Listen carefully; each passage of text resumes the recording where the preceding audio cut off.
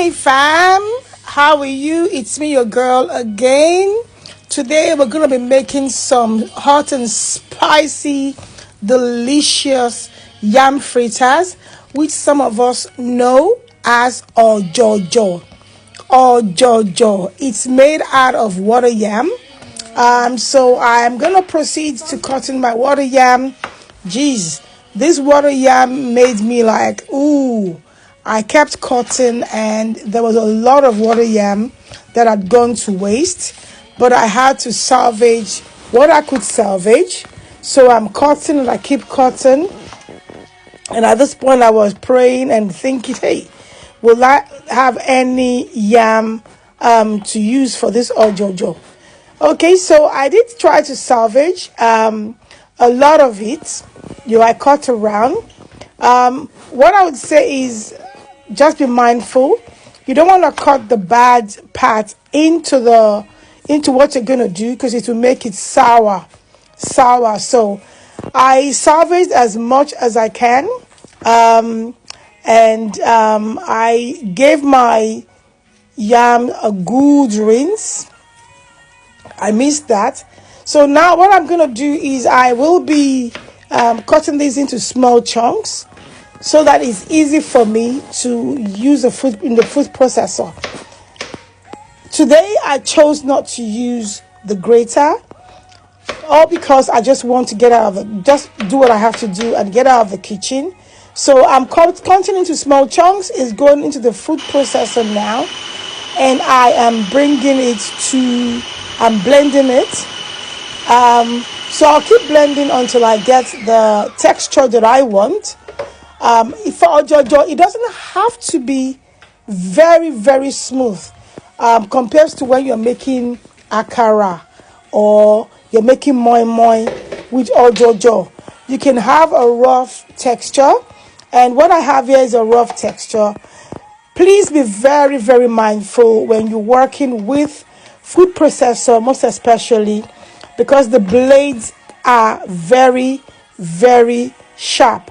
So I'm trying to scoop as much as I can off the blade. Like I said, safety is needed. Be extremely careful. Watch your fingers, watch your hands. Don't slice your fingers. So now I'm going to go in with 2 Scotch bonnets, half an onion. I'm going to bring it to a rough paste.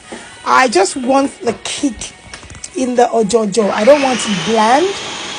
So I am having some Scotch bonnet and onions to go in there. Again, I'm not having a smooth paste. I want a rough paste. So I'm going to go in with the roughly blended pepper and onion into my ojojo. It's just good to have a kick. I mean, the weather is cold, so you need something that will keep your mouth hot. So now I'm going in with some salt, and I will be going in with some crayfish powder. Not a lot of crayfish powder. I don't want to overpower the taste of the ojojo with crayfish. No, I just want a hint of crayfish, and then I will be giving this a good stir. So I'm giving it a very, very good stir. I want to make it as fluffy as I can. And then to incorporate everything that is in there. That's the pepper, the onion, the salt, and then the crayfish. So I'm giving it a good stir. Just like you would give akara a good stir as well. So, and I'm tasting for salt at this point, and I am happy with the amount of salt I've put in there. I'm going in with, I put some oil on the pan, on the cooker.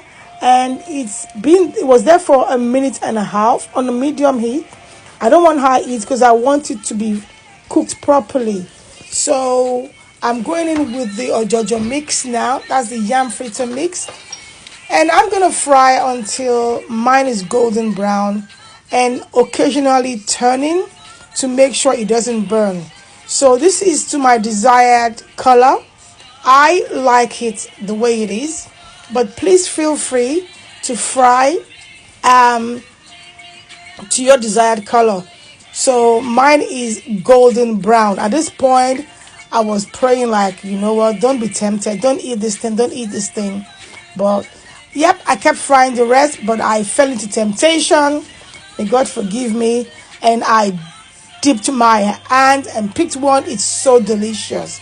Honestly, it's very, very easy to make, and one of the most inexpensive snack you can make. Buy your water yam, and the rest is history. So this is the fully made yam fritters, also known as ojojo. Please come dine with me. Look, see how beautiful it is. Fluffy, delicious. It's very, very delicious. And I'll be having this with my oats and chia seeds.